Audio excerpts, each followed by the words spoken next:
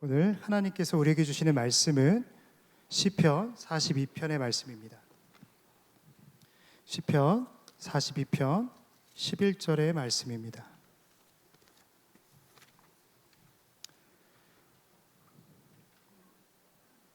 네, 우리 한 절의 말씀 함께 읽도록 하겠습니다. 내 영혼아, 내가 어찌하여 낙심하며 어찌하여 내 속에서 불안해하는가? 너는 하나님께 소망을 두라. 나는 그가 나타나 도우심으로 말미암아 내 하나님을 여전히 찬송하리로다. 아멘. 이제 말씀으로 은혜 받는 시간입니다. 담임 목사님께서 청년 덕목 두 번째 시간, 감정이 강점이 되도록 저의 말씀 주실 때 큰 은혜의 시간이 될 줄 믿습니다.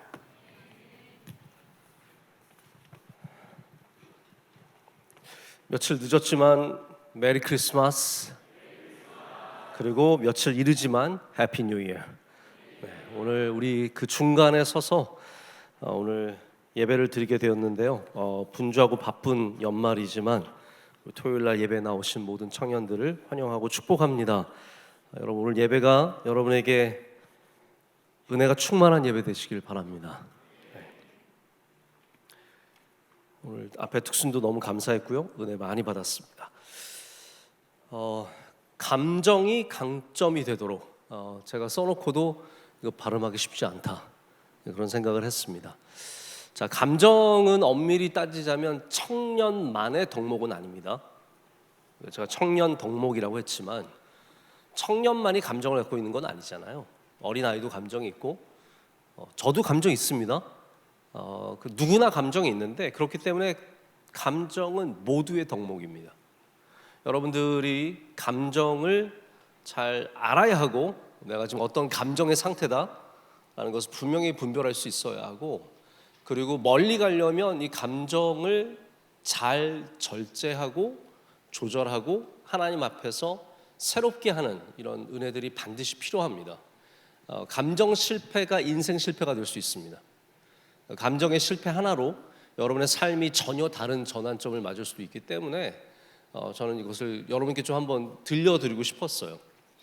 근데 특별히 우리 청년 때에 감정이 폭발할 때가 있습니다. 뭐 나쁜 쪽으로만 말씀드리는 것이 아니라 어떤 그 사랑의 감정도 폭발할 때가 있고, 또 반대로 절망감과 상실감도 폭발할 때가 있습니다. 남들과 비교하고 상황이 계속 몰리다 보면 이 감정에 무너져서 내가 갈아야 할 길을 더 좀 버텨야 하는 곳에서 버티지 못하는 것도 있기 때문에 저는 청년의 덕목으로 오늘 좀 감정에 대해서 말씀을 드리려고 합니다. 우리 기독교 전통을 보면 감정을 지나치게 강조하는 전통들도 분명히 있습니다. 여기가 조금 애매모호한데 반대로 감정을 정죄하는 전통도 있습니다.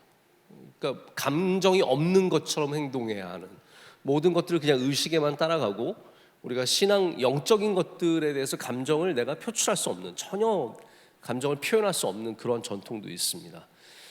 이게 다 저는 양쪽으로 이게 좀 극단화되면 건강하지 못한 기독교라고 생각합니다. 우리 기독교는 감정을 인정해야 되고요, 또 감정을 축복해줘야 되고, 또 반드시 감정을 조절할 줄도 알아야 됩니다. 이게 어떻게 보면 우리가 가져야 하는 덕목의 한 모습입니다. 제가 아주 오래전에 공부했을 때 이 감정으로 인해서 미국의 교회사도 한동안 굉장히 어려운 일들을 많이 겪게 됩니다. 1차 대각성 운동 때 1700년대 30년, 1735년, 1740년 이렇게 이어지는 1차 대각성 운동에 제가 종종 언급하는 조나단 에드워즈 목사님이 선두주자로서 이제 그 지역을 변화시키고, 그러니까 이게 대각성 운동이 되려면 그냥 우리끼리 뜨겁게 예배드리고 끝나서 되는 게 아닙니다. 대각성 운동이 되려면 어떠한 지역의 범위가 넓어져야 하고, 그리고 이것이 어떤 한 사건이 아니라 보편적인 사건이 되어야 하는데, 그 시작점이 조나단 에드워즈 목사님의 교회였다는 거예요. 그런데 어떤 변화가 있었냐 하면, 막 사람들이, 우리 부흥이라는 게 막 뜨겁게 기도하고 그게 부흥만이 아닙니다. 이 부흥, 대각성, 부흥보다 조금 더 큰 무브먼트가 대각성 운동인데, 이 대각성 운동에는 단순히 막 뜨겁게 예배하고 뜨겁게 기도하고 끝난 게 아니라 그 사람들이 사회로 돌아가서 사회를 변화시켰습니다. 그래서 조나단 에드워즈 목사님이 목회하던 노샘턴의 거리가 깨끗해지고 술주정뱅이들이 사라지고 이런 범죄가 이런 많은 변화가 있었기 때문에 이걸 진짜 대각성 운동이라고 부르는 거거든요. 근데 어떤 일들이 생겼냐 하면 너무 뜨겁게 기도하고 막 여러분 우리도 기도하다 보면 뜨거워질 수 있잖아요. 근데 감정을 뭐랄까요? 이게 표현하는 거를 터부시하면 누군가가 눈물 흘리면서 기도하면 저 사람 이상하다고 생각해요. 그렇게 따지면 여러분 우리 교회 이상한 사람 얼마나 많습니까? 방금 전에도 찬양하면서 운 사람 없어요? 제가 보니까 본 사람 별로 없는 것 같아요. 지금 다 눈이 깨끗한 것 같은데요. 자, 누군가는 울고 누군가는 막 소리 지르면서 기도할 수 있는데 그런 현상, 이게 감정이라는 거예요. 이걸 갖고 보스턴에 있는 찰스 천시 목사님이라는 분이 반박을 합니다. 이거는 정상적이지 않다. 이거는 약간 madness, 약간 미친 거다. 기독교는 이런 게 아니다라고 주장을 하면서 이분이 글을 씁니다. 글을 써가지고 기고를 해가지고 이 기고문 때문에 조나단 에드워즈 목사님이 공부를 해요. 이분은 굉장한 신학자입니다. 그러니까 대각성 운동이 신학자의 교회에서 나왔다는 게 저는 더 특별하다고 생각해요. 막 열심만 있는 분이 아니라 아주 체계적으로 신학을 하신 분 교회에서 뜨거운 놀라운 역사가 일어났는데, 그렇기 때문에 조나단 에드워즈 목사님이 이 감정을 변호하기 위해서 쓴 책이 바로 감정과 신앙 감정론이라고 하는 Affections라고 하는 책입니다. 근데 보통 여러분 영어를 좀 하시면 이 정도는 아실 텐데, 우리가 보통 감정하면 emotions, 그렇죠? 네, 이모지. 네. 그리고 거기서 조금 더 쉽게 말하는 feelings라고 말할 수 있는데, 이거 조금 더 상급으로 올리면 affections라고 하는 단어를 쓸 수 있습니다. affections도 감정인데 그냥 단순히 뭐 기분 좋아, 기분 나빠 이런 거라기보다는 또 사람의 성품에 가까운 거예요. 그래서 이 신앙 감정론을 통해서 조나단 에드워즈 목사님이 우리에게 있는 감정이 그냥 잠깐 왔다 가는 그러한 기분이 아니라 우리의 영적인 상태와 지성과 깊이 아주 면밀하게 들여다보면 아주 깊은 관계를 갖고 있는 그런 것이다 라고 주장을 하면서, 이분이 말하는 감정은 단순히 좋고 나쁘고의 혹은 뭐 뜨겁고 차갑고의 감정이 아니라 우리 안에 있는 어떤 영적인 상태와 지성적인 상태가 이 affections라고 하는 감정을 만들어낸다라고 주장을 하면서, 이 책이 글쎄요, 제가 기독교 역사상에서 100권의 책을 꼽으라면 신앙 감정론을 꼭 꼽을 것 같아요. 정말 중요한 위치를 차지하는 책이 됩니다. 자, 그래서 감정이 교회 안에서 천덕꾸러기로 전락하지 않도록, 소외되지 않도록 이 신학적인 바탕을 만들어 줬어요. 근데 아까 기고문을 썼던 찰스 천시라는 목사님이 있잖아요. 자, 그분은 어떻게 됐을까요? 이분은 지극히 이성적인 신앙을 추구했습니다. 그런데 이 천시 목사님이 결국 어떻게 되냐면 지극히 이성적인 감정을 배제한 신앙만 추구하다가 지금 미국의 유니테리언이라고 하는 일신주의, 하나님은 인정하지만 예수님은 그냥 선생이에요. 그냥 우리에게 티처로 오신 분이에요. 우리의 본이 되어주시고 우리에게 위대한 일들을 행하셨지만 그분은 신이 아니에요. 그러니까 신은 딱 한 명 하나님밖에 없고 예수 그리스도는 신이 아니다. 그래서 그들을 유니테리언, 우리는 트리테리언이잖아요, 그렇죠? 우리는 삼신, 우리는 성령, 예수 그리스도, 하나님 아버지를 믿는 이 삼위일체 신앙을 갖고 있는데, 하나님만 신이라고 보는 사실은 이단적인 교파를 만들게 됩니다. 자, 보십시오. 이거 아이러니하지 않습니까?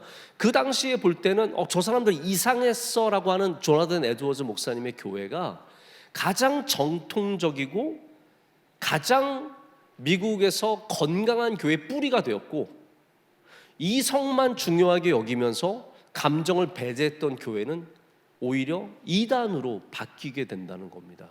자, 제가 드리고 싶은 말씀은 감정은 그만큼 중요하다는 거예요. 누군가를 정통으로 만들 수도 있고 누군가를 이단으로 만들 수도 있고, 감정은 어떻게 보면 절대선도 절대악도 아닌데 우리가 그것을 바로 이해하는 것이 중요하다. 거부하는 것도 좋지 않고, 그렇다고 감정이 최고다? 여러분, 다른 교단의 예배를 드리다 보면 저도 뭐 웬만큼은 다 받아들이는데 너무 지나치게 감정적인 그런 예배가 오히려 하나님의 거룩함을 훼손하는 그런 것들도 분명히 존재합니다. 그렇기 때문에 감정은 어떠한 절대선 절대악이 아니라 우리가 잘 이해하고 잘 통제해야 하는 것이다. 이게 신앙의 영역에서도 그렇지만 여러분의 일반적인 삶의 영역에서도 그렇다는 겁니다. 자, 오늘 우리가 읽은 이 시편 42편은 고라자손의 시라고 되어 있습니다. 근데 이 시편을 보면 이 시편의 기자가 다양한 감정을 가지고 하나님께 나아갑니다. 자, 이게 첫 번째입니다. 여러분이 감정이 있기 때문에 그 감정을 갖고 하나님께 나아가야 합니다.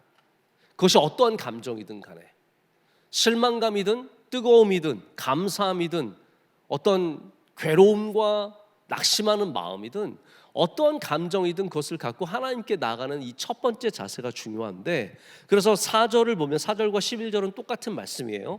근데 4절에 뭐라고 되어 있냐면, 5절에 뭐라고 되어 있냐면 내 영혼아 내가 어찌하여 뭐라고요? 자, 낙심이에요.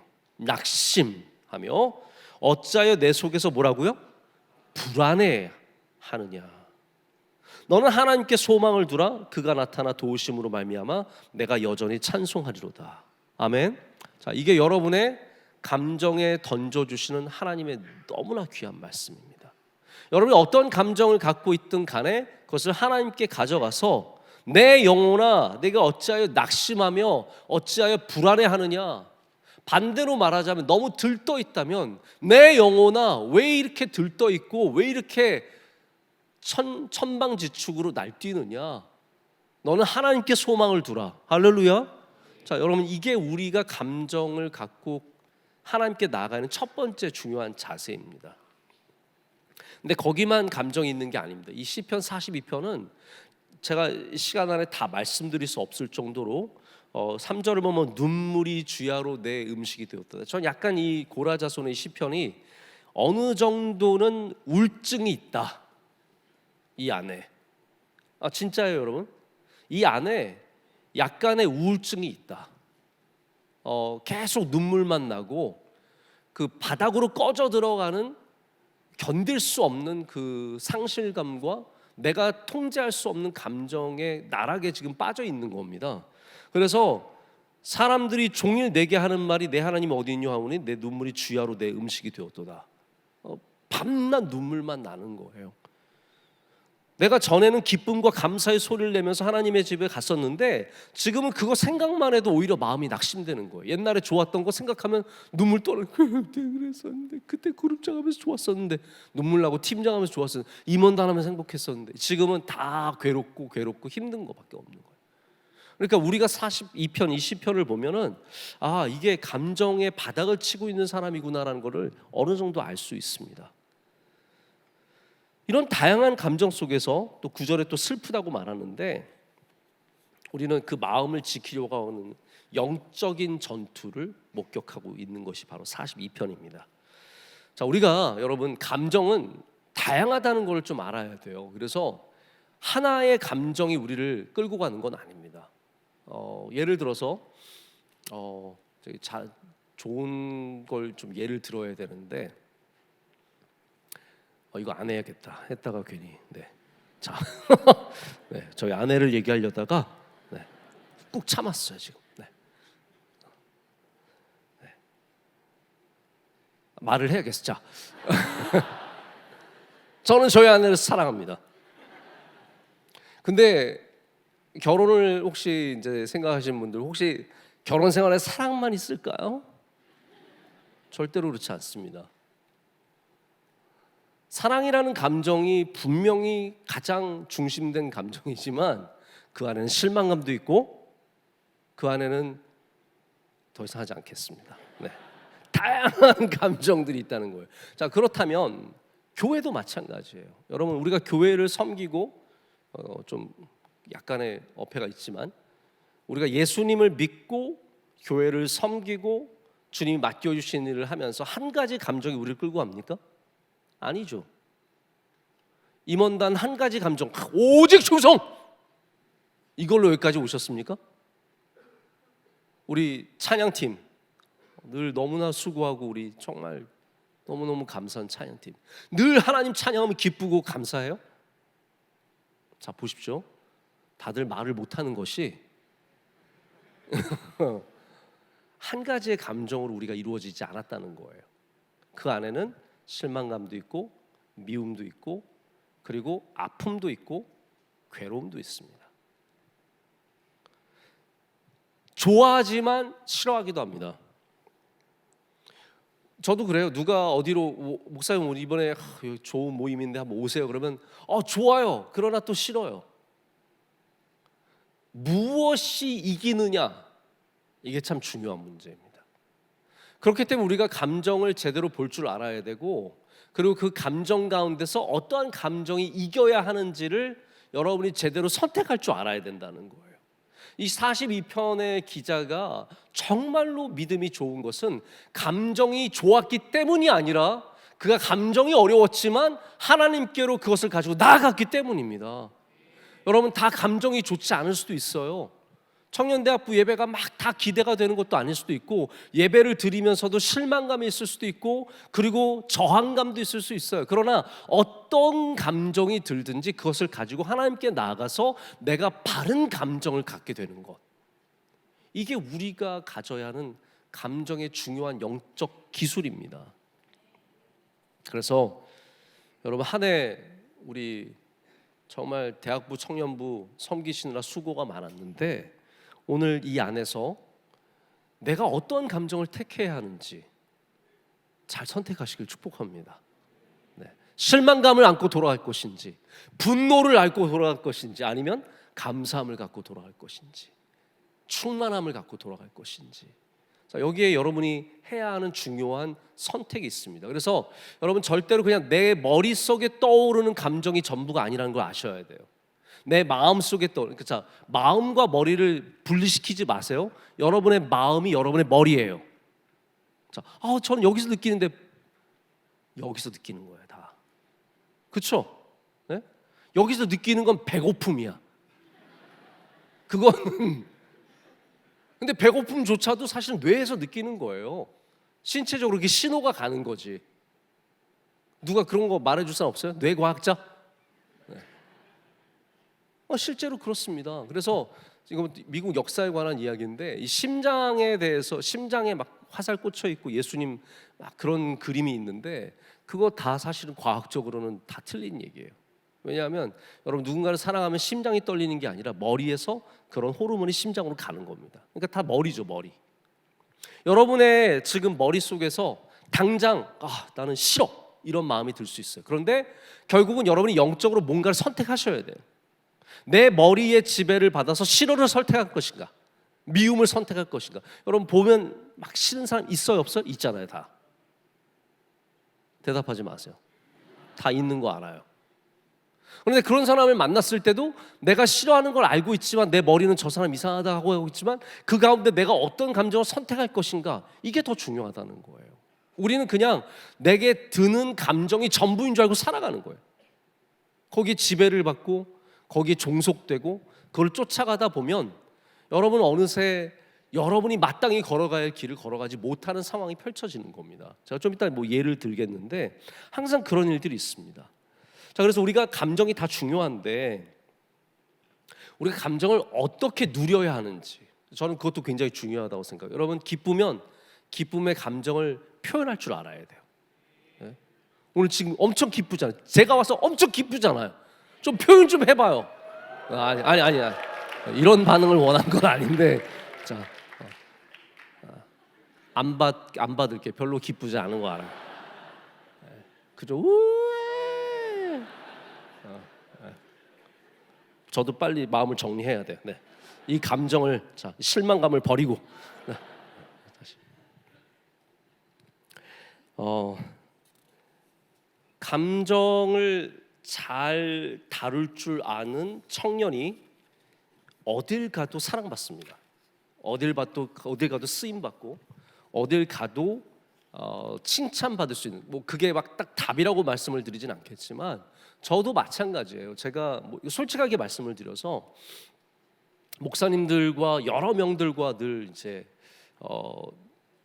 제가 교제도 하고 뭐 운동도 하고 그러잖아요. 근데 제가 진짜 안타깝게 생각하는 분이 한 분 있어요. 되게 좋은 분이에요. 근데 제가 보니까 성격이 안 좋아요. 다 놓고 말할 수 있어요. 성격이 안 좋아요. 근데 거기에 대해서 고치려고 하는 마음이 별로 보이지가 않아요. 저는 고치려고 하는 사람은 최고로 칩니다. 고치려고 하는 사람들이 많이 있었어요. 저는 그런 사람들은 끝까지 같이 갑니다. 지금 성격은 개망난이어도 고치려고 해요. 자기가 잘못된 걸 알아요. 근데 이 목사님은 고칠 생각이 없어요. 그냥 끝.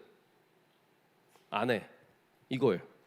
제가 그래서 솔직히 그러면 안 되지만 저는 같이 가기는 힘들 것 같아요.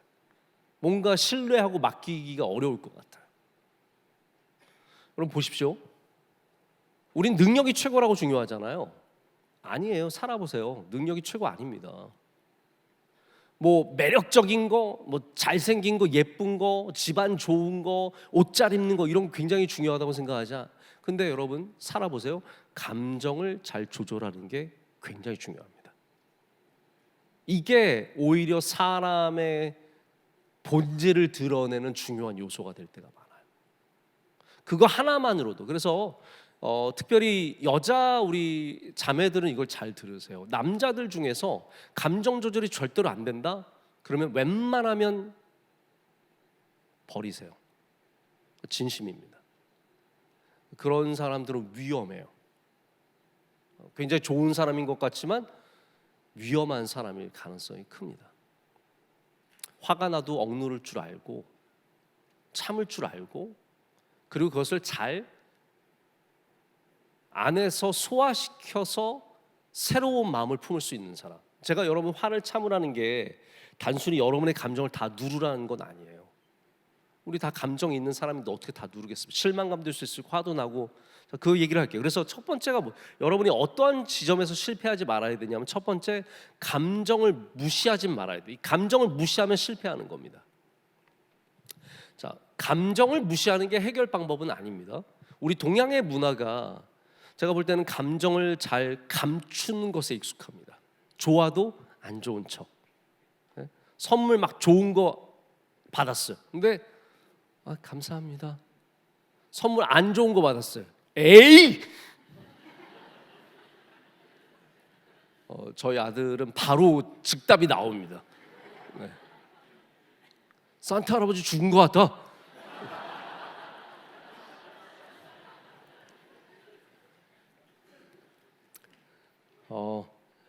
여러분 감정은 절대로 쉽게 사라지지 않습니다. 감춘 감정은 사라지지 않습니다.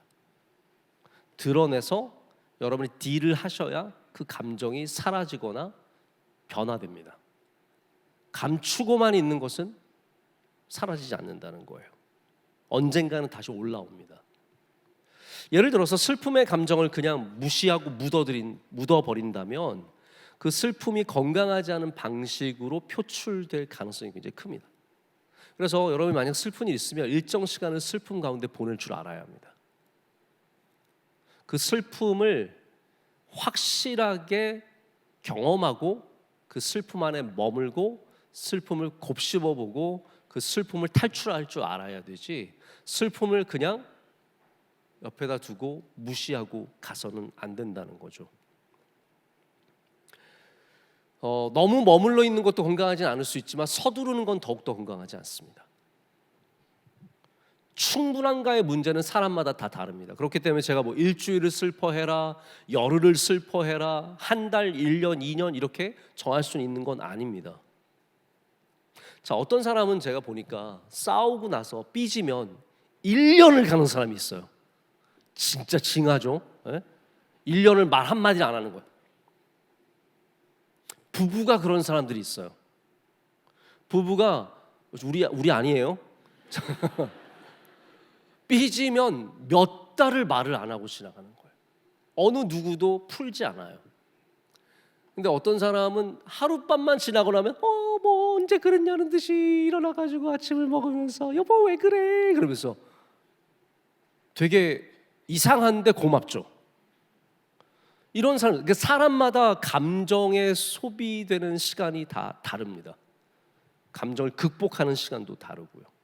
저희 셋째 아이는, 산타 죽었냐고 물어보는 아이는, 얘는 예민해서 삐집니다. 삐지면 방에 들어가요. 딴 거 안 하고 그냥 방에 들어가서 문을 닫아요. 근데 제가 얘를, 야, 영재야 그러지 마, 나와, 아빠가 너 사랑하잖아. 근데 안 나와요. 그래서 저희 아내가 뭐라 그러냐면, 여보 10분만 기다려. 지금은 냅둬야 돼. 지금은 가만히 놔둬. 놔두면 지가 알아서 기어 나와. 근데 진짜 기적같이 10분이 지나면 딱 아빠 이러면서 나와요. 내가 뭘 낳았나, 내가 어떻게 하다 이런 걸 낳았나 이런 생각이 들 정도로 굉장히 신비합니다. 근데 제가 볼 때는 이런 거예요. 걔가 안에 들어가서 그거를 딜을 하고 나오는 거예요. 이게 사라지니까 나올 수 있는 거예요. 근데 사람을 억지로 막 간지럽히면, 여러분 화났을 때 간지르지 마세요. 그런다고 풀리는 게 아니에요. 더 화나요. 간지르는 게 아니라, 억지로 웃음을 만들어내는 게 아니라, 시간을 보낼 수 있도록 공간을 주는 게 훨씬 더 좋을 수 있습니다.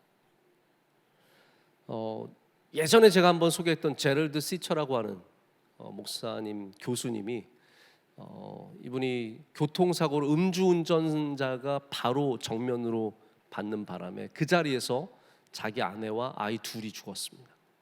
그래서 이분이 쓰신 책이 하나님 앞에서 울다. 10년이 지났는데 울음이 그치지 않는 거예요. 그 아픈 마음이 회복이 되지 않는 거예요. 그런데 그마저도 하나님께서 회복하는 은혜를 허락해 주시더라고요. 중요한 것은 울음을 그치다가 아니라 울다예요. 하나님 앞에서 울다. 하나님 앞에서 나의 슬픔과 괴로움을 다 내려놓는다. 하나님은 바로 우리에게 울음 뚝 그치고, 너 믿음 있는 애가 뭐 그거 갖고 그래? 일어나야지, 빨리 방에서 나와, 이러지 않으십니다. 우리가 울 때 같이 옆에서 울어주십니다. 우리의 슬픔에 공감하시는 거예요. 자, 그래서 오늘 찬양도 사실은 공감하시네 하고 싶었어요. 근데 찬양이 너무 어려워서 안 하려고. 공감하려다가 공감이 안 될 것 같아가지고 처음 나오는 박자가 쉽지가 않아요. 그리고 이게 계속 막 땡겨가지고 부르는 찬양이라서, 하나님은 우리의 감정을 아시는 분이세요. 그렇잖아요. 우리의 슬픔을 아시네. 우리의 기쁨도 아시고. 그래서 여러분, 자랑하고 싶으면 하나님한테 자랑하세요. 저 하나님 이번에 됐죠요. 이번에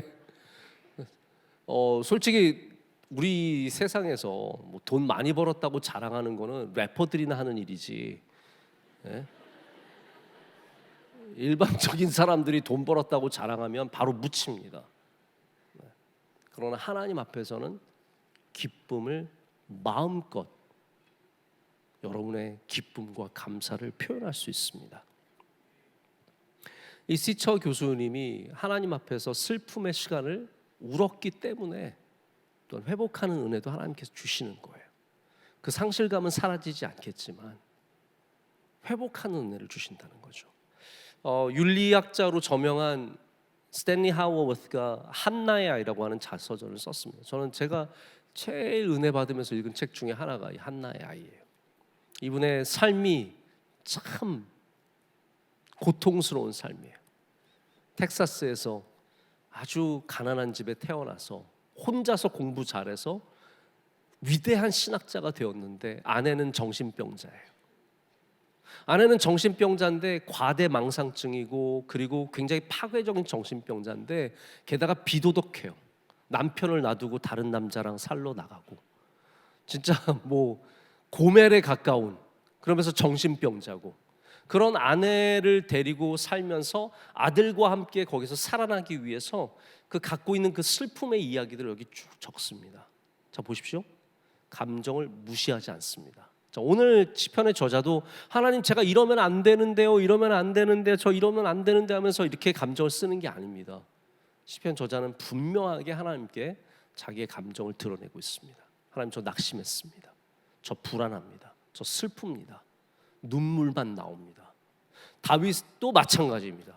다윗도 하나님 앞에 늘 화낼 때 화내. 하나님, 저 사람들은 왜 저렇게 잘 됩니까? 저 죄인들이 왜 잘 됩니까? 저는 왜 이렇게 힘듭니까? 근데 하나님께서 시편을 보면 항상 다윗의 모든 원망과 아픔이 나중에 뭐로 바뀌어요? 찬송과 기쁨과 감사로 바뀌게 하십니다. 하나님 앞에서 쏟아내는 감정은 우리를 건강하게 만들어 줍니다. 그래서 다윗도 밧세바와의 아들, 첫째 아들이 죽잖아요, 태어나자마자.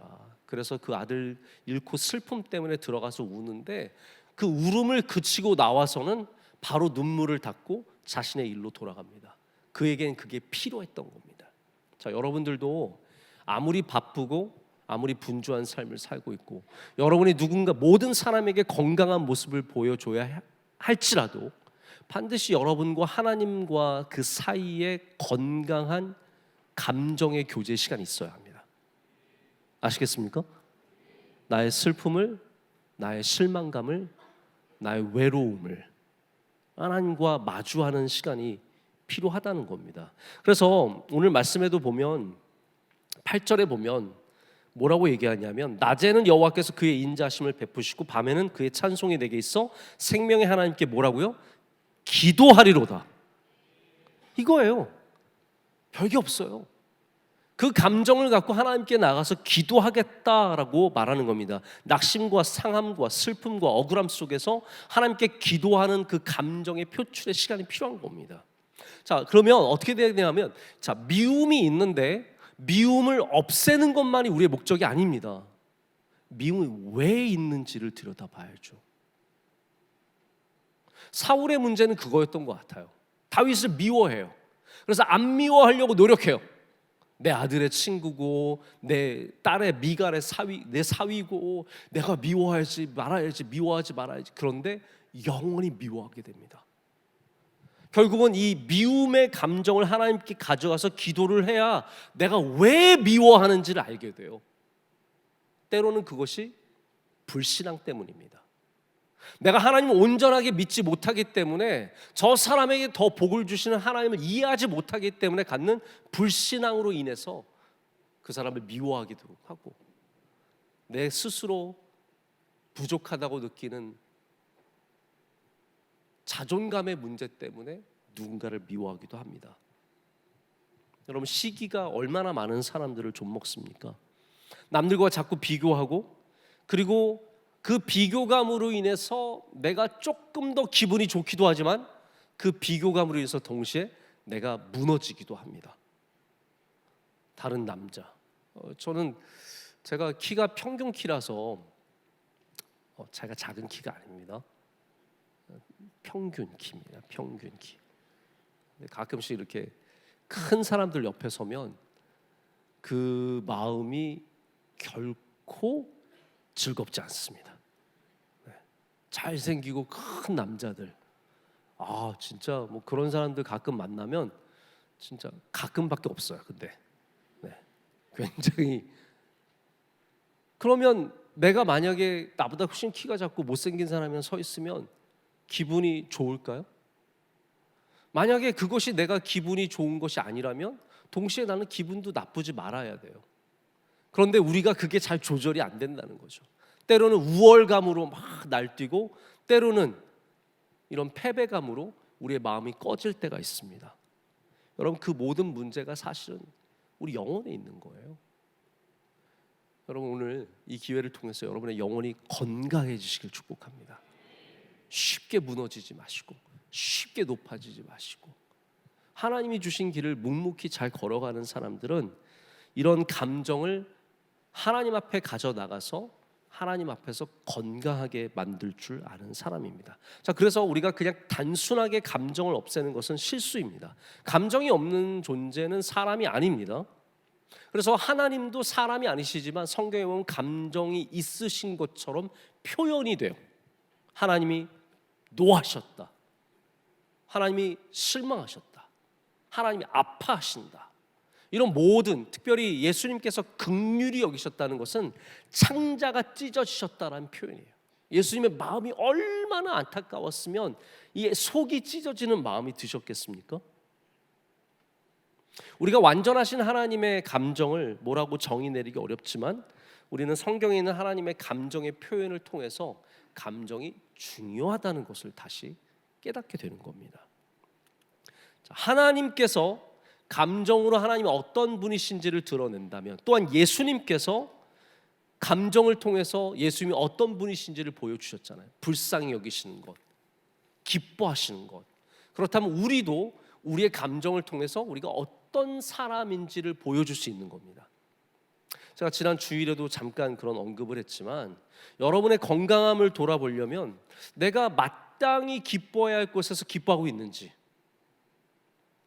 아니면 속으로 배가 아파 죽는지, 아니면 정말로 슬퍼해야 하는 곳에서 슬퍼하고 있는지, 건강한 감정이 있는지를 돌아봐야 합니다.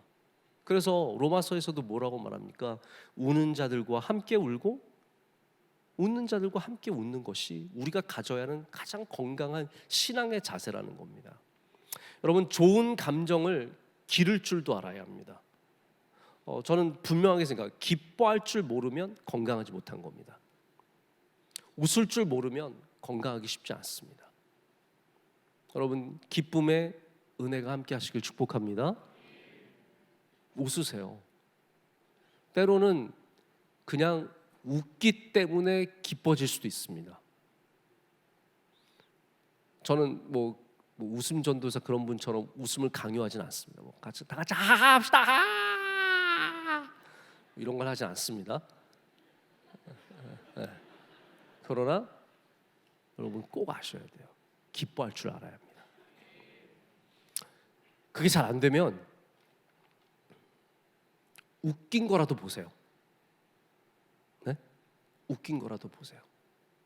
자꾸 쥐어짜는 노래만 듣지 마시고, 네? 연말에 슬퍼가지고 막 찬양도 노래도 막 캐롤도 막 슬픈 캐롤만 듣지 마시고 I'm sleeping on white Christmas 이런 거만 듣지 마시고 좀 그냥 발랄한 거, 네? 기쁨이 생기는 거, 그거 억지로라도 좀 보고 그래요. 제가 저희 아내와 함께 유학생활할 때 저에게 큰 도움이 됐던 게 솔직히 말해서 뭔지 아세요? 무한도전이에요. 그 당시가 무한도전이 제일 피크였을 때예요. 저희 아내와 제가 토요일 날 무한도전을 불법으로 다운로드 받아서 이거 진짜 말했네. 네. 볼 때가 가장 기뻤어요. 그러고 나면 주의를 견딜 수 있는 힘을 하나님께서 무한도전을 통해서 무한하게 채워주시는 거예요. 근데 실제로 우리에게 기쁨이 갖고 있는 건강함이 얼마나 큰지 모릅니다. 근데 그 무한도전을 봐서 막 뭐 유재석, 정현돈, 하하 걔네들이 나와서 막 그러는 것도 기쁜데, 우리 하나님 안에서 기쁨을 누리면 그것이 얼마나 큰 힘인지 모릅니다. 저는 존 파이퍼 목사님이 이제 희락의 신학이라고 해서 크리스천 헤도니즘, 우리가 기독교적으로 어떤 쾌락주의, 이 하나님을 기뻐하는 이러한 희락을 가져야 된다고 얘기하시고, 그것이 신앙이고 그것이 하나님께서 가장 좋아하시는 일이라고 말했을 때 100% 동감합니다. 여러분, 하나님을 잘 믿는 게 뭐냐? 뭐 예배 잘 드리고 다 좋아요. 맞습니다. 찬양하고 뭐 건강하게 살고 도둑질 안 하고, 그런데 여러분 이걸 잊으시면 안 돼요. 하나님을 기뻐하셔야 돼요. 하나님을 기뻐하는 마음, 그게 하나님에게 가장 큰 영광을 올려드리는 일입니다. 그리고 하나님을 기뻐하는 자에게 하나님께서 능력을 더해 주시는 겁니다. 기뻐할 줄도 알아야 합니다. 웃을 때 웃을 줄 알아야 됩니다. 우리는 리더가 감정을 표출하면 미숙하다고 생각합니다. 대통령이 나와서 뭔가 감정을 표출했다? 저 사람 미숙하구나. 근데 여러분, 그렇다고 저는 생각하지 않아요. 모든 사람은 감정이 있습니다. 중요한 것은 그 감정을 건강하게 쓸 수 있느냐. 바르게 쓸 수 있느냐?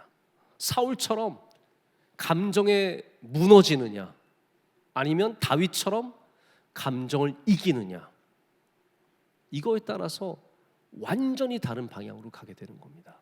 자, 이제 마지막 하나만 더 말씀을 드릴게요. 우리가 감정적 실패를 또 하나만 바라본다면 감정에 지배당하는 실수입니다. 감정에 지배당하는 것. 우리 교회 생활은 지극히 감정적인 일입니다. 힘든 사람을 만날 때 어렵습니다. 왜 하나님께서 우리 그룹에 이 사람을 보내줬는지 어렵습니다. 내가 어려운 일을 할 때 괴롭습니다. 또 반대로 보람된 일을 하고 사람들이 박수 쳐주고 인정해주고 좋아해주면 우리는 또 위로를 받고 힘을 얻습니다. 자, 감정이 있어요, 없어요? 많습니다. 여기에 우리 목회자들도 매일같이 여러 가지 감정에 휘둘리고 휩쓸리기도 하고 감정을 이겨내기 위해서 정말 많은 노력을 하기도 합니다. 우리가 말하는 EQ, Emotional Quotient라고 하는 게 정말로 중요한 거고 여러분들도 그 감정을 분명히 잘 알 거라고 생각을 해요.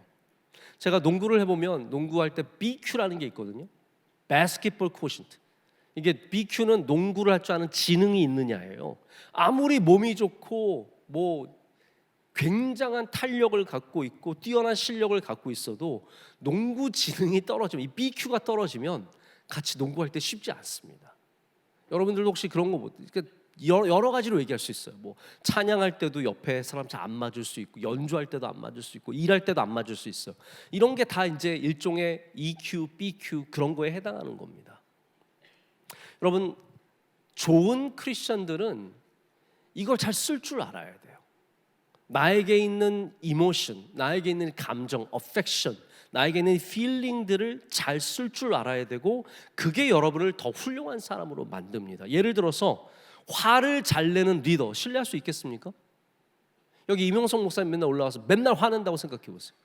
네? 짜증내고 나 잘 안 섬긴다고 뭐라고 하고 지난번에 반찬 왜 그랬냐 그러고 뭐 이번에 선물 사이즈 좀 틀린 거 아냐고 뭐라고 확 화내고 맨날 그러면 그 감정을 받아내는 우리가 신뢰하기가 어렵습니다. 저 부모도 마찬가지예요. 부모가 아무리 사랑해줘도 감정을 절제하지 못하고 컨트롤하지 못하는 부모는 결코 존경받지를 못합니다. 수많은 우리 기독교 크리스천 부모님들이 그런 실수를 하시는 거예요. 믿음이 좋으세요. 그런데 감정을 조절할 줄 몰라요. 그러다 보니까 아이들이 많은 상처를 부모님한테 갖고 있는. 그래서 의외로 제가 가끔씩 우리 남자 집사님 진짜 내가 볼 때는 멀쩡하고 좋은데 막 아들이랑 딸은 죽으려고 그래요. 너무너무 힘들어요. 자, 그럴 때마다 굉장히 마음이 아파요. 우리 집사님이 참 좋은 분인데 분명히 뭔가 문제가 있다. 자, 어떤 리더가 믿음이 좋아서 찬양을 하면 울어요. 자, 믿음이 좋은 사람이 다 우는 건 아니고 우는 사람이 다 믿음이 좋은 것도 아니에요. 그러나 이 그룹장은 너무 믿음이 좋고 잘 울어요. 근데 맨날 울고 있다고 생각해봐요. 우리가 그 사람을 바라보는 시선이 달라집니다. 이거는 뭐예요? 아까 전에 말한 것처럼 울증이에요. 울증. 내 눈물이 주야로 내 음식이 되었도다. 여자친구가 처음에 울 때는 어머 얘 우네, 귀여워 이렇게 할 수 있어요. 근데 만날 때마다 울면 끝나는 겁니다. 여러분, 차이를 아시겠습니까? 우리의 감정이라는 것이 솔직해질 수도 있고 드러날 수도 있지만 그것이 절제되지 않고 통제되지 않는다면 우리를 오히려 더 나쁜 쪽으로 끌고 가는 것들이 된다는 거예요. 그렇기 때문에 오늘 제가 결론적으로 말씀을 드리자면 여러분의 감정을 오늘 시편의 저자처럼 하나님 앞에, 그리스도 앞에 항상 내려놔야 합니다. 오늘 저녁에도 집에 들어가셔서 하나님, 제가 오늘 억울했고, 하나님, 제가 오늘 교만해졌고, 하나님, 제가 오늘 기분이 우쭐했었고, 누가 미웠고, 우리의 감정을 주님 앞에 솔직하게 드러낼 수 있어야 합니다. 새로운 감정을 받지 못하면 저는 방금 전에 말씀드린 것처럼 사울처럼 감정에 지배당합니다. 다윗을 향한 질투와 영향력의 그 상실감이, 내가 왕인데 왕처럼 대우받지 못한다는 그 상실감이 그를 지배해버렸고 그의 인격이 지배당했습니다. 그의 능력이 다 감정에 지배당했습니다. 그래서 아무리 뛰어난 능력을 갖고 있어도 여러분이 감정을 제대로 컨트롤할 줄 모르면 감정이 여러분의 능력마저도 지배해버리는 겁니다. 그런 케이스들이 얼마나 많습니까? 질투심이 나를 지배하면 반드시 무너지게 되어 있습니다. 그러나 반대로 소망이 나를 다스리면 우리 일어설 수 있습니다. 하나님을 소망함이. 그래서 여기 11절에 오늘 결론이 뭐예요? 너는 하나님께 뭘 두라고요? 소망을 두라라는 거예요. 나는 그가 나타나 도우심으로 말미암아 내 하나님을 영원히 찬송하리로다. 찬송도 마찬가지입니다. 감정을 이겨내는 거룩한 도구입니다. 기도와 찬송, 이 모든 것들이 우리를 다스리고 있는, 우리를 지배하고 있는 것에서 벗어나서 하나님께서, 예수 그리스도께서, 말씀이, 능력이 우리를 다스리게 하는 너무나 귀한 도구입니다. 여러분, 슬플 때 찬송하시길 축복합니다. 무너져 있을 때 찬송하십시오. 괴로울 때 찬송하십시오. 기쁠 때 찬송하십시오. 그러면 우리는 그 감정을 넘어서는 하나님이 주신 새로운 마음을 품을 수 있습니다. 자, 오늘 여러분 결론적으로 새로운 마음을 다 가지시길 축복합니다. 우리 소망이 나를 다스릴 때 우리 일어서서 넘어설 수 있고, 기쁨이 나를 끌고 가면 여기를 벗어날 수 있는 힘을 얻게 됩니다. 제가 마지막으로 마틴 로이드 존스 목사님의 굉장히 귀한 이야기를 좀 번역해서 읽어드리고 말씀을 맺을게요. 이렇게 말합니다. 여러분의 삶에 있는 불행한 마음의 대부분이 사실은 자신에게 말하고 선포하기보다 지나치게 자신에게 귀 기울였기 때문이라는 걸 혹시 깨달은 적이 있으십니까? 영적인 삶을 잘 이루는 중요한 방법이 바로 자기 자신을 잘 관리하는 일입니다. 자기를 잘 이끌어야 하고 스스로에게 설득해야 합니다. 가르쳐야 하고 질문해야 합니다. 자신의 영혼에게 이렇게 말하십시오. 나의 영혼아, 왜 낙심하는가? 그리고 어떻게 해야 그 마음이 조용해지겠습니까? 반드시 그 감정에서 돌아서야 합니다. 자신을 질책해야 합니다. 자신을 책망하고 권고해야 합니다. 그리고 이렇게 말씀하십시오. 너는 하나님께 소망을 두라. 여러분도 그렇게 말해야 돼요. 지배당하지 말고 여러분의 감정에 말해야 합니다. 너는 하나님께 소망을 두라. 내 영혼아, 왜 낙심하느냐? 왜 무너져 있느냐? 왜 이런 상태이냐? 그 질문을 할 때 하나님께서 여러분을 그곳에서 건져 주실 줄로 믿습니다. 2025년의 마지막 토요일 뉴스송제이 예배에서 여러분들이 여러분 안에 있는 수많은 감정 중에서 정말 하나님께서 기뻐하시는 감정들을 더 강화시키고, 그래서 여러분의 감정이 강점이 될 수 있도록, 여러분의 부족한 감정들을 하나님 앞에 내려놓고 하나님의 치유하심과 할렐루야 역사하심과 은혜를 꼭 경험하는 놀라운 역사가 있기를 축복합니다. 우리 함께 찬양하고 기도하겠습니다.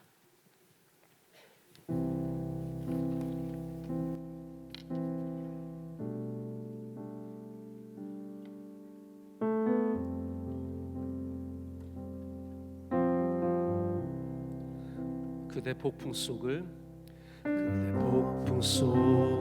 걷고 있을 때 비바람을 마주해야 할 때 불빛조차 보이지 않아도 그대 혼자 걷지 않을 거예요. 두려움 앞에서 하늘을 보아요. 외로운 그대여 걱정 마요. 꿈꾸는 그 길을 또 걷고 걸어요. 그대 혼자 걷지 않을 거예요.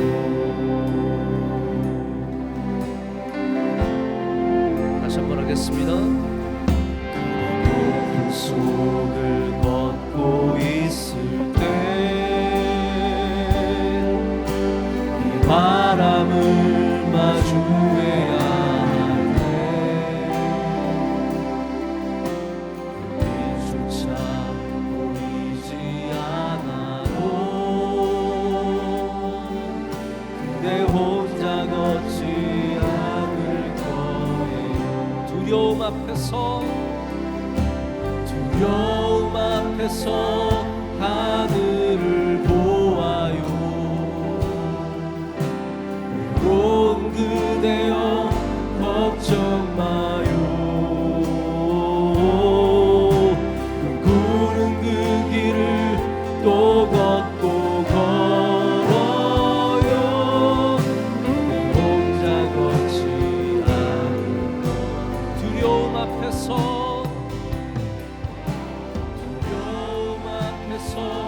하늘을 보아요. 외로운 그대여 걱정 마요. 그 길을 또 걷고 걸어요. 내 혼자 걷지 못합니다. 두려움 앞에서 하늘을 보아요. 외로운 그대여 걱정 마요. 구는 그 길을 또 걷고 걸어요. 혼자 걷지 더 높은 소리로 찬양합니다. 두려움 앞에서 하늘을 보아요. 외로운 그대여 걱정 마요. 그 길 또 걷고 걸어요. 내 혼자 걷지 나무답니다.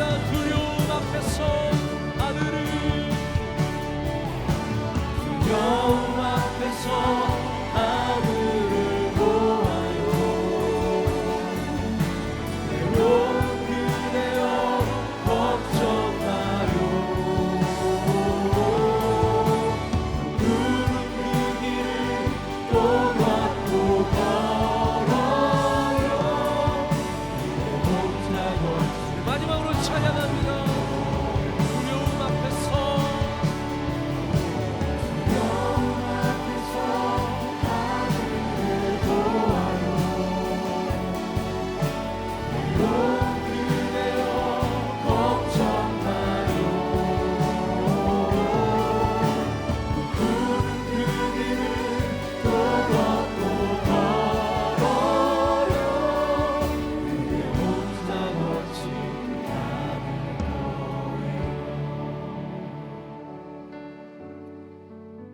청년의 삶에 많은 풍랑이 있고 비바람이 있습니다. 불빛이 하나도 보이지 않고 나 홀로 걷고 있는 듯한 마음이 들 때도 있습니다. 우리 그럴 때 온갖 어두운 마음들이, 어두운 감정들이 우리를 지배하곤 합니다. 우리 그때마다 우리와 함께 하시는 하나님을 다시 바라보기를 원합니다. 하나님, 우리의 모든 것을 주님 앞에 내려놓습니다. 우리의 두려움과 우리의 걱정과 근심도, 우리의 자랑과 우리의 기쁨과 우리의 성공도 다 주님 앞에 내려놓습니다. 하나님, 우리 혼자 걷지 말게 하시고 함께 우리와 걸어주시며 모든 곳에서 주님이 주시는 새로운 마음을 항상 품게 하여 주시옵소서. 하나님, 우리 청년들에게 기쁨을 주시옵소서. 이 세상에서 주신 일들을 기뻐할 수 있도록 나의 직장을 사랑하는 마음 주시고, 기뻐할 수 있는 마음 주시고, 일을 감당할 때 기쁨으로 감당하게 하여 주시옵소서. 어려운 사람들을 만날 때에도 하나님 감정에 지배당하지 않게 하여 주시고 지혜와 명철을 허락하여 주셔서 하나님 그런 모든 상황 속에서도 하나님께서 기뻐하시는 마음을 갖게 하여 주시옵소서. 하나님, 교회를 섬길 때 힘들 때도 있고 어릴 때도 있습니다. 주님, 우리와 함께 하여 주셔서 넉넉히 감당하게 하여 주시오며, 믿음 잃지 않게 하여 주시오며, 불안해하지 않게 하여 주시며, 낙심하지 않게 하여 주시오며, 모든 곳에서 우리 믿음으로 일어서게 하여 주시옵소서. 하나님께 소망을 두는 주의 젊은이들 되게 하여 주시옵소서. 우리들 가운데 감정적으로 무너진 사람 한 명도 없게 하여 주시고 다 일어서게 하여 주시옵소서. 이 시간 다 같이 두 손을 높이 들고 주여 삼창하고 기도하겠습니다. 주여, 주여, 주여.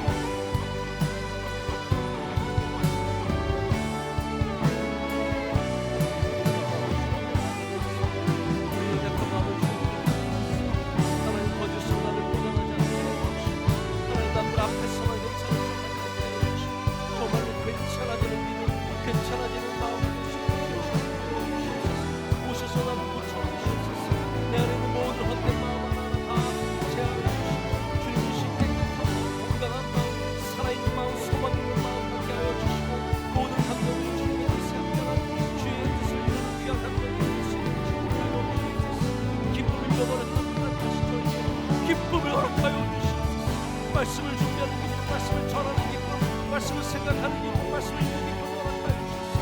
어떤 상황 속에서 주님의 기쁨으로 이 일들을 넉넉히 감당케 하여 주시옵소서. 하나님의 일들을 기뻐할 수 있는 마음 주시옵소서.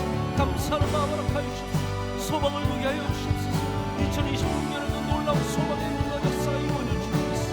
내 안에 있는 불안한 마음, 하나님 내 안에 낙심하는 마음 다 사라지게 하여 주시옵소서. 세상과 비교하지 않게 하여 주시고, 하나님 나를 교회 비교하지 않게 하여 주시고, 비교하지 않게 해주시고, 하나님 네게 주신 것들을 바라보며 즐거워하며 건강한 마음으로 살아갈 수 있는 역사가 주시옵소서. 하나님 우리 청년들에게 건강한 마음을 허락하여 주시옵소서. 우리 모두가 주님 주신 아름다운 마음으로 이 세상을 살아가게 해주시고, 그 시선을 갖게 하여 주시고, 힘을 갖게 하여 주시고, 하나님 회사에서 칭찬받는 칭찬을 되게 하여 주시고, 학교에서 하는 많은 사람들이 이끌어가는 주님들이 되게 하여 주시옵소서. 흔들리는 마음도 있으면 오셔서 고쳐주시고 새롭게 하시고 능력을 주시옵소서. 아버지 기뻐하시는 마음으로 세상을 섬기는 사람들을 살리며 아버지 뜻을 이룬 주의 귀한 은혜를 주시옵소서. 우리 하나님 별빛 붙잡고 불빛 붙잡고 하나님 바라보며 우리와 함께 하시는 주님 나갈 수 있는 축복하여 주시옵소서. 오직 우리와 함께 하시는 주님 믿습니다.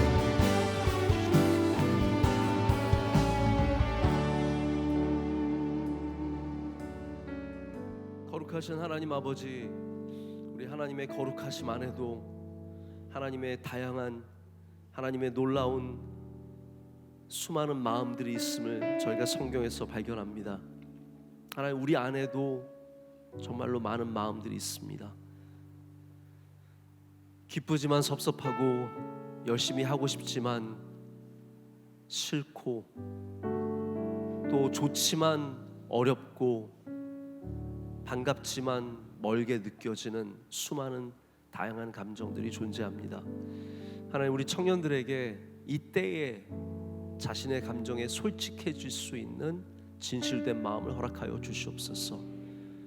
사람들에게 보이기 급급해서 감추고 과장하고 꾸미기에 급급하지 않도록 도와주셔서 하나님, 이들이 자신 안에 일어나는 감정을 제대로 보게 하여 주시옵소서.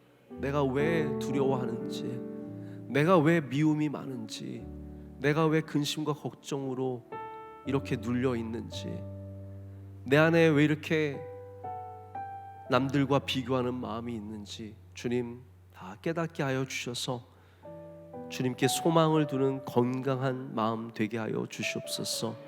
하나님, 이들이 어디 가든지 쓰임받는 주님의 귀한 청년들 되기를 원합니다.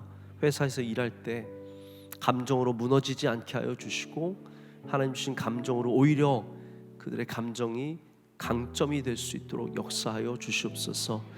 하나님, 학교에서 함께 공부하며 살아갈 때 하나님 건강한 감정을 주셔서 실수하지 않게 하시고, 하나님 잘못된 길로 가지 않도록 우리를 지켜 보호하여 주시옵소서. 하나님, 우리의 모든 낙심한 마음을 주님께 내려놓습니다. 우리의 모든 어두운 것들을 주님 앞에 내려놓습니다. 오늘 다시 한번 주님께 주신 건강한 마음, 주님을 소망하는 마음 갖게 하여 주시고, 그로 인해서 우리 내년도에는 더 귀하고 더 거룩하고 아름다운 삶을 살아갈 것을 믿습니다. 오늘 12월 27일 마지막 토요일 예배입니다. 주님께서 이 예배를 풍성하게 만들어 주시고 주의 청년들 한 명 한 명 성령의 충만함을 허락하여 주시며 더욱더 주님의 몸된 교회를 사랑하고 우리 뉴스홍제 이 예배를 귀하게 여기는 주님의 귀한 아름다운 청년들 되게 하여 주시옵소서. 우리 실행위원 모든 장로님, 집사님, 권사님 다 한 분 한 분 성령 충만케 하시고 건강함을 허락하여 주시며 가정의 복을 내려주시고 모든 일들이 형통하게 하여 주시옵소서. 우리 목사님들, 전사님들 다 귀하게 사용해 주실 줄로 믿습니다. 임원단들과 팀장과 그룹장과 부서장과 다양한 일들을 섬기는 주님의 일꾼들, 우리 새가족부, 또 PLT, 여러 훈련 기관들 다 수고한 주의 종들이 많이 있습니다. 하나님께서 다 한 명 한 명 기억해 주시고 그들의 이름을 하나님의 책에 기록해 주시오며 그들의 헌신이 반드시 좋은 열매가 될 줄로 믿습니다. 오늘 드린 예배를 주께서 기뻐 받으실 것을 감사드리며 예수님의 이름으로 기도드립니다. 아멘.